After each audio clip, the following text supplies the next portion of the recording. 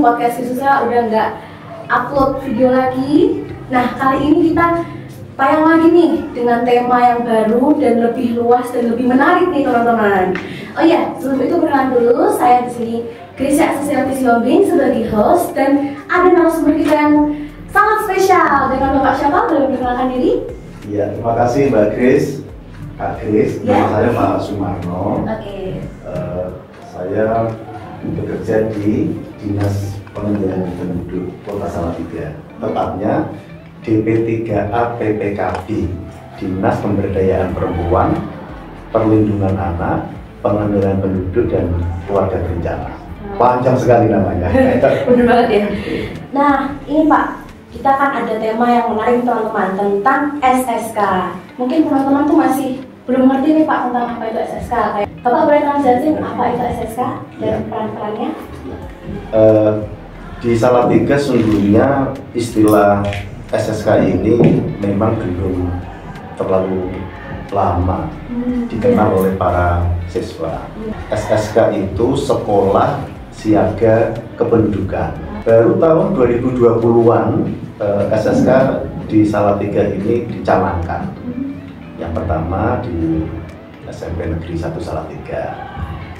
Lalu setelah itu COVID, vakum, dan dilanjutkan di tahun 2022 dicanangkan di SMA Negeri 2 Salatiga. Lalu tahun 2023 dicanangkan di SMP Negeri 10 Salatiga. Tahun 2024 dicanangkan di SMP Muhammadiyah Plus Salatiga. Dan rencana tahun ini, tahun 2025, kita akan mencanangkan SMP Kristen 2 Salatiga sebagai Sekolah Siaga Kependudukan. Waduh, mantap banget nih Pak. Nah, untuk SSK sendiri ini ada latar belakangnya kan pastinya Pak? Iya. Jadi SSK ini bertujuan untuk meningkatkan sumber daya manusia generasi bangsa. Karena SDM ini harus dibangun sejak dini. Benar banget Pak. Sejak awal, sejak anak-anak masih remaja. Gitu. Anak-anak harus dikenalkan persoalan kependudukan, karena persoalan kependudukan itu nanti endingnya di keluarga, dan keluarga itu tidak sembarangan, harus ada perencanaan dalam keluarga kan itu. Sehingga untuk meningkatkan sumber daya manusia anak bangsa Indonesia, terlebih kita akan masuki Indonesia Emas di tahun 2045, ini harus dibangun mulai dari generasi-generasi remaja. Dan generasi remaja ini yang paling potensial adalah generasi yang ada di sekolahan. Makanya kenapa sekolah siaga kependudukan ini penting untuk di launching, penting untuk diterapkan di sekolah-sekolah, supaya anak-anak remaja kita ini mengenal apa sih itu penduduk. Karena Kak Grace, kita tahu bahwa bangsa Indonesia ini adalah negara dengan jumlah penduduk terbesar keempat di dunia. Iya. Sempat search juga itu. Iya betul. Nah, penduduk yang banyak akan menjadi berkah jika SDM-nya itu baik. Betul sekali. Dan itu. Sebaliknya, penduduk yang banyak ini akan menjadi musibah, akan menjadi bencana jika sumber dayanya ini tidak baik. Makanya itulah kenapa anak-anak remaja sebagai generasi masa depan bangsa ini harus ditingkatkan sumber daya manusianya melalui pendidikan, melalui perencanaan, dan melalui keterampilan-keterampilan, sehingga anak-anak ini tidak tergesa-gesa menikah, seperti itu. Benar sekali Pak. Iya. Oh, tentang SDM kan memang akhir-akhir ini nih saya sebagai generasi yang on terus nih di sosial media, ini lagi kayak agak booming nih tentang SDM rendahnya Indonesia Pak. Kayak banyak sekali orang-orang yang mungkin dari generasi milenial ya, kayak bilang, loh kok generasi Z kok sekarang loyo-loyo sih, kok nggak kayak kami dulu sekolah ya sekolah bener-bener nggak ada sampai yang dikit-dikit mengeluhkan secara gini kan Pak, yang kalau misalnya hari Senin, ya kalau hari Senin sekolah sih, padahal di luar sana masih ada orang yang kayak gimana ya, mau sekolah aja susah gitu kan Pak ya. Dan ini Pak, kan dengar-dengar nih SSK itu ada mengimplementasikan dalam mata pelajaran di sekolah. Itu Bapak boleh tolong jelasin bagaimana mengimplementasikannya dalam pelajaran di sekolah? Ya, salah satu implementasi di SSK itu adalah bagaimana mengintegrasikan antara kurikulum pendidikan di sekolah dengan isu-isu kependudukan. Misalnya pelajaran matematika, anak-anak nanti dikenalkan rumus bagaimana sih cara menghitung laju pertumbuhan penduduk di suatu negara. Secara tidak langsung bahwa siswa yang belajar matematika itu sebenarnya masih tetap dalam koridor belajar matematika, menghitung, membagi dan seterusnya gitu.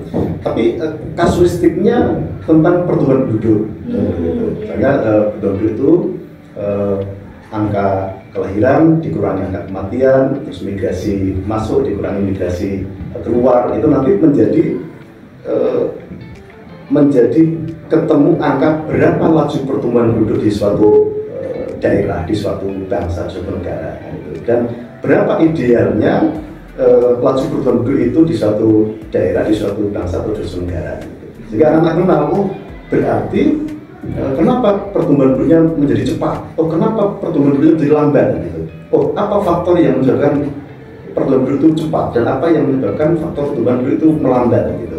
Nah, ini anak menjadi kenal dari belajar matematika, anak menjadi tahu oh ternyata persoalan kependudukan ini penting. Gitu.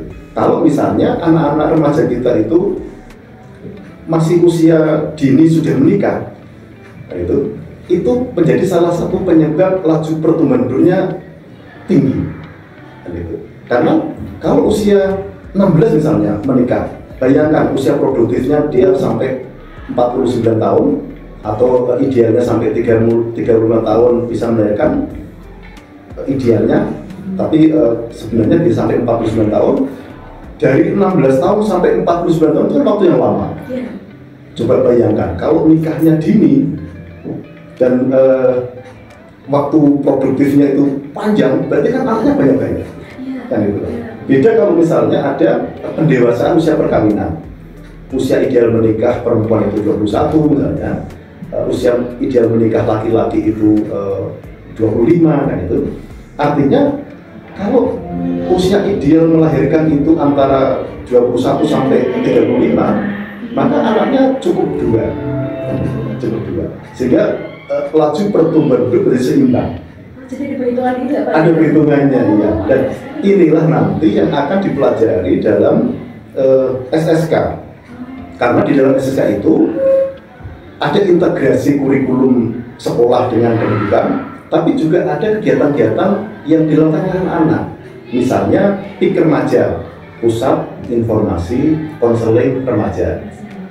Informasinya di SMA Kristen Joy ini sudah ada. Yes, anggotanya. Anggotanya ya. Dan di situ PIK Remaja membantu teman-teman yang punya masalah pribadi. Biasanya teman-teman itu yang punya masalah pribadi, dia malu enggan bercerita kepada orang tua.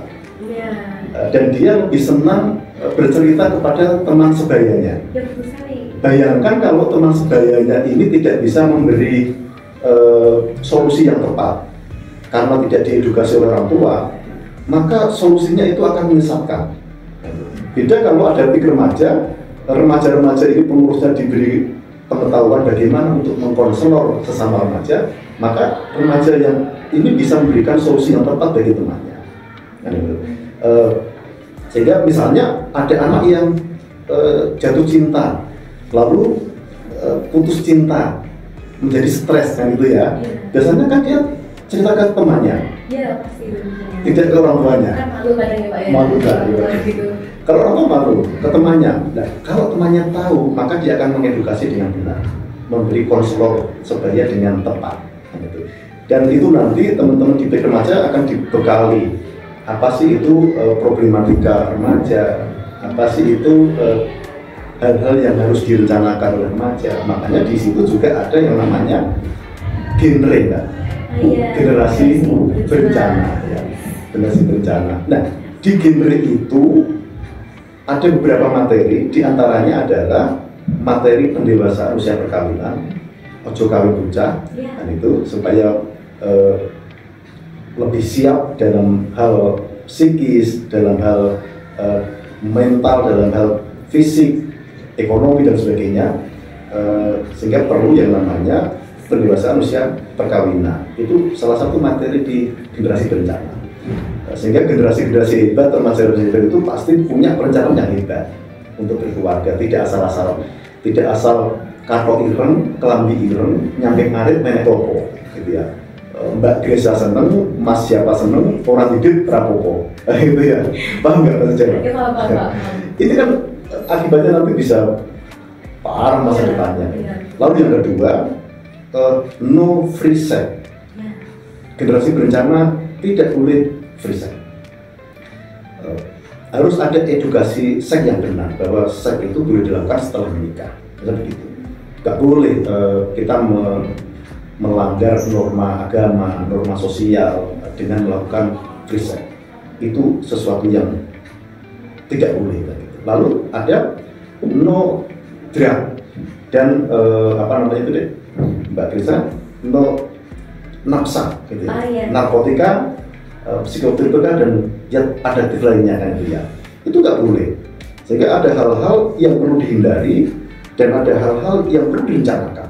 Itulah generasi berencana yang nanti akan menjadi bagian dari aktivitas dalam sekolah jaga kependudukan. Baik Pak. Ini kembali lagi yang tadi masih dalam apel, aku baru kepikiran ya Pak ya. Ini untuk mengimplementasikan kan ada matematika. Itu selain matematika apa Pak untuk pelajaran lainnya? Pelajaran agama misalnya, itu juga bisa. Artinya hal-hal yang semua mata pelajaran itu bisa dikaitkan dengan isu-isu kedudukan. Gitu. Misalnya kalau dalam agama ada, maaf kalau di tempat Pak Marno gitu ya, janganlah engkau meninggalkan generasi yang lemah.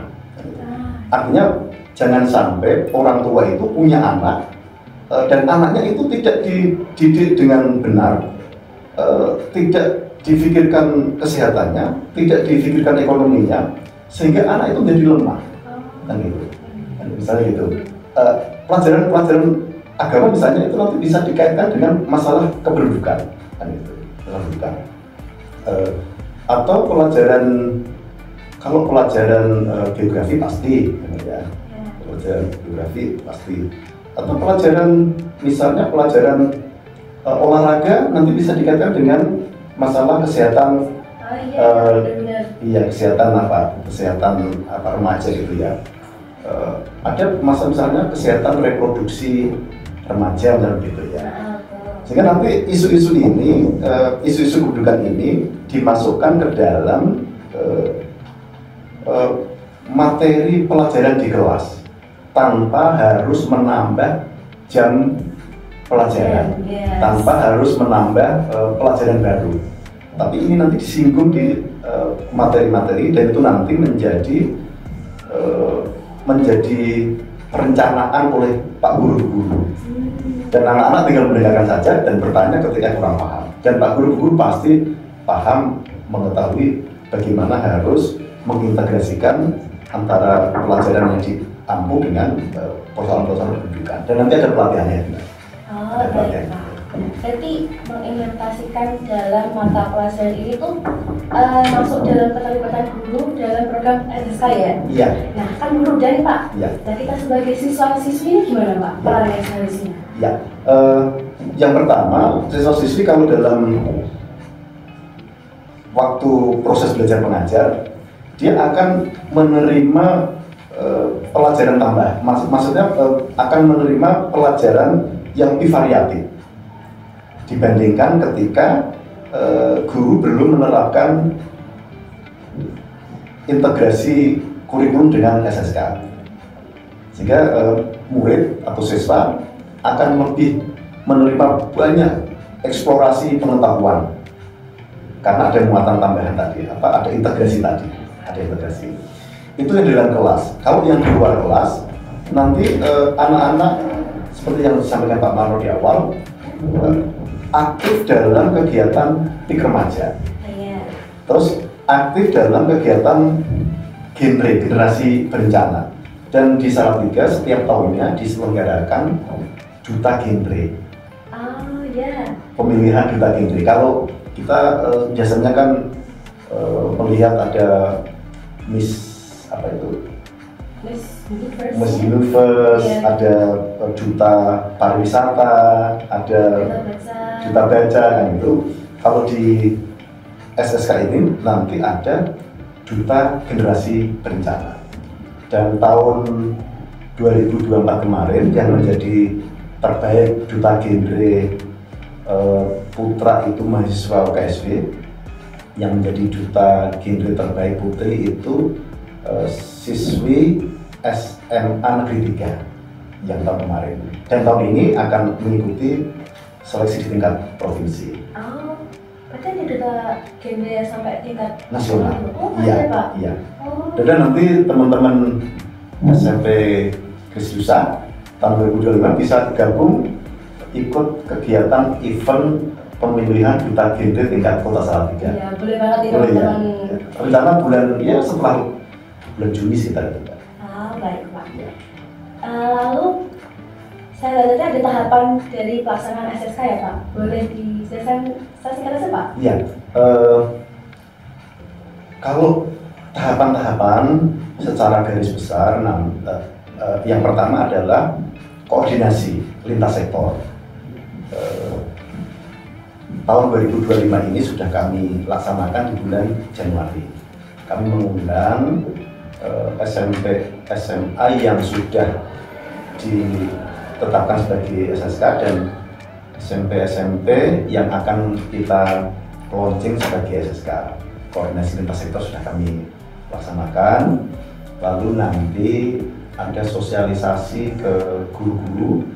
Rencana akan kita laksanakan tanggal 19 Februari besok, sekaligus untuk pelaksanaan launchingnya. Setelah di launching nanti ada sosialisasi. Berikutnya nanti ada pembekalan terhadap guru-guru yang akan menyusun RPP, rencana pembelajaran di sekolah itu, bagaimana mata pelajaran itu nanti diintegrasikan dengan isu-isu pendidikan. Itu nanti ada ada pelatihannya. Lalu ini Kak Grace, di setiap sekolah yang punya status sebagai SK itu ada pojok kependudukan. Yes. Jadi kami baru mau membuatnya di PIK ini. Masih bagi-bagi tugas Pak Arif. Oke ya. Kemarin Bu Novi kita ajak ke beberapa sekolahan yang sudah SSK dan sudah menyiapkan dan sudah ada pojok kependudukannya.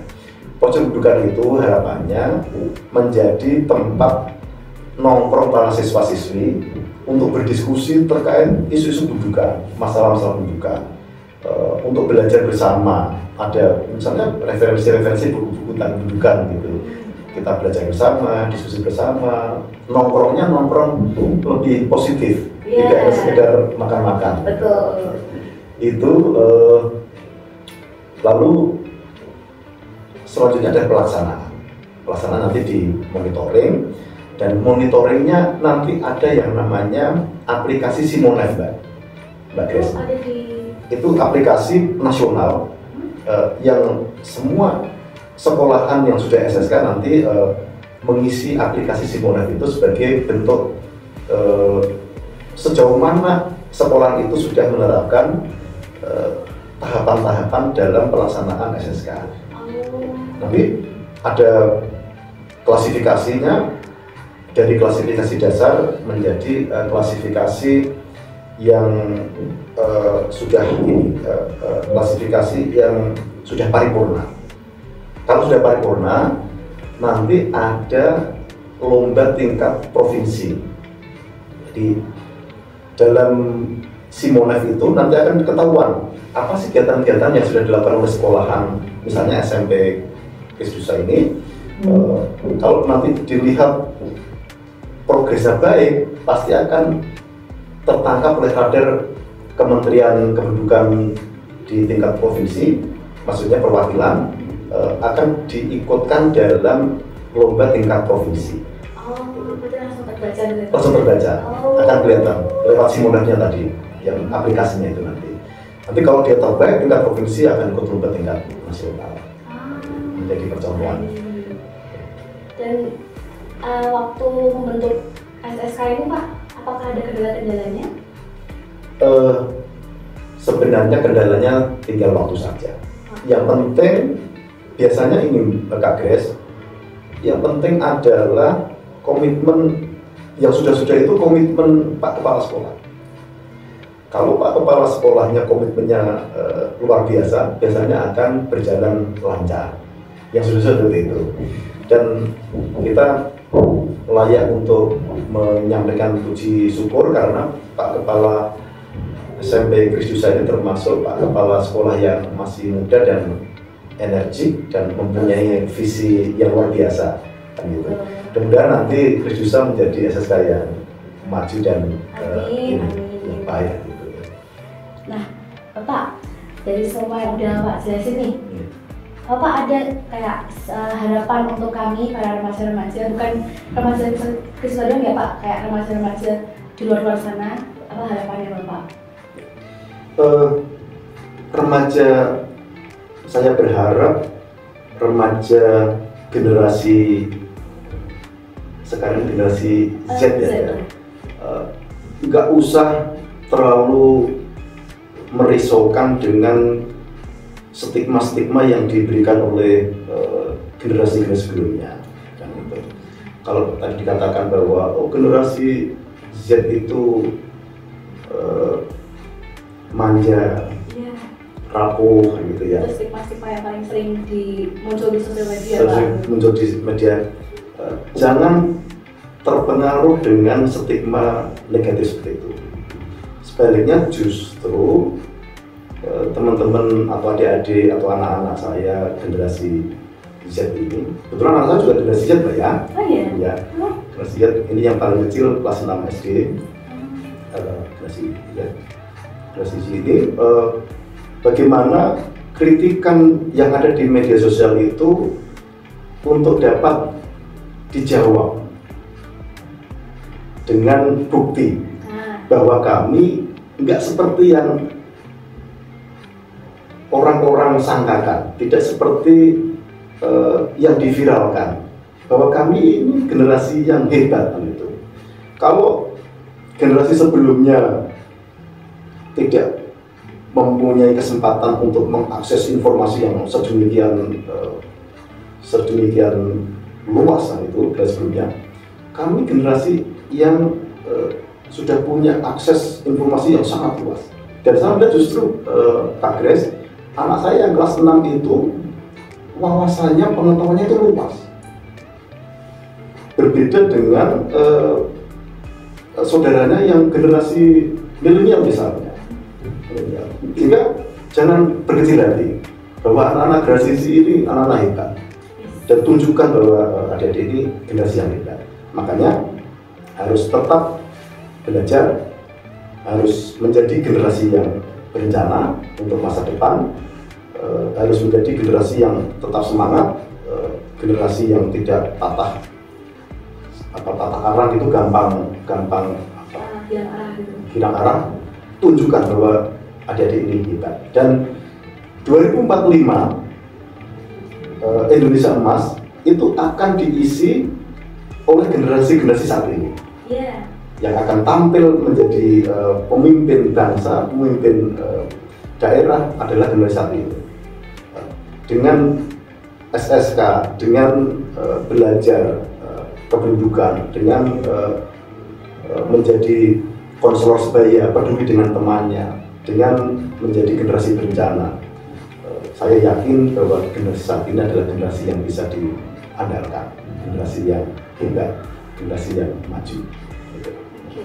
Berarti teman-teman jangan kalian pikir kalau kenapa harus belajar kayak gini dari sekarang, kenapa kita harus belajar bagaimana kita akan membentuk sebuah keluarga nanti ke depannya, karena itu harus disiapin dari sekarang ya Pak ya, benar kan? Karena keluarga itu nggak boleh main-main teman-teman, jadi itu akan berpengaruh ke generasi-generasi setelahnya juga. Jadi kita harus mempersiapkan dari sekarang. Maka dari itu teman-teman jangan anggap ini adalah SSK ini hal yang sepele ya teman-teman ya. Jadi saya harap teman-teman semua bisa mendapat apa yang telah kita bahas pada hari ini, semakin ngerti nih tentang SSK, terus kan bisa kalau mau konseling kita tim-tim PIK Krisisa sudah sedia. Kami juga selalu on, ada jam-jam tertentu yang seperti telah kita tentukan untuk konseling, ada setiap hari Senin sampai Jumat. Itu kan ketua? Kebetulan ini ada ketuanya Pak. Oh iya. Oke. Baik, teman-teman, itu semua tadi yang telah kita bahas tentang SSK. Semoga teman-teman semua sudah paham ya. Nah, mohon maaf jika ada salah kata ya Pak ya. Ya. Terima kasih banyak juga Bapak sudah Tapi saya satu hal ya? yang menjadi catatan anak-anak generasi remaja saat ini. Setelah anak-anak generasi remaja saat ini mempunyai perencanaan yang baik dan kedepannya sukses,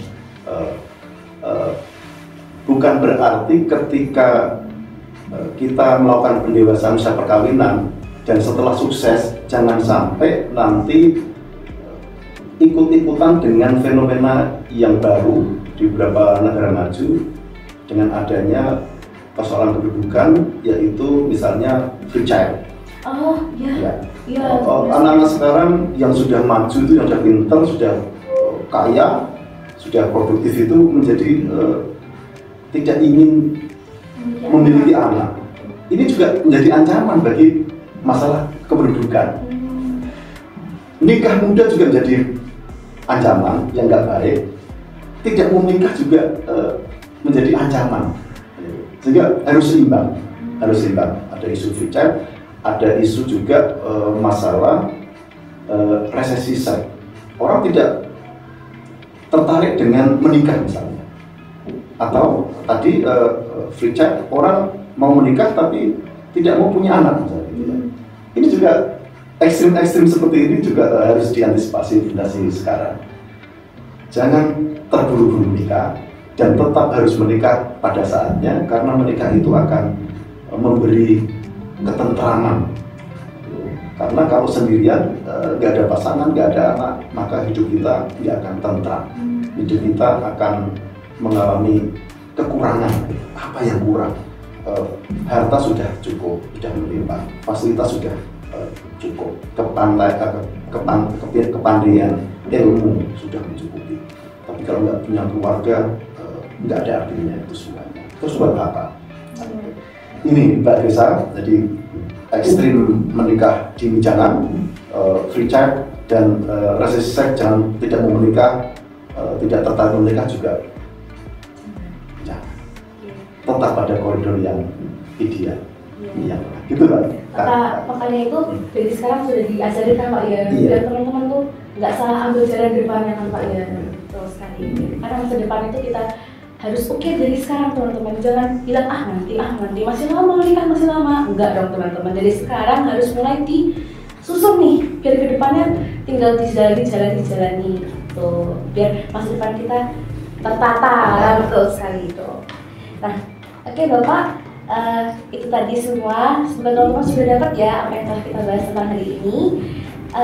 Bapak, sebelum kita tutup, saya masa nih nanti kalau saya bilang podcast Krisisa, kita bareng-bareng bilang semakin istimewa sebut asli cukup. Semakin istimewa. Boleh Pak ya? Ditambah berencana itu keren. Boleh. Oke.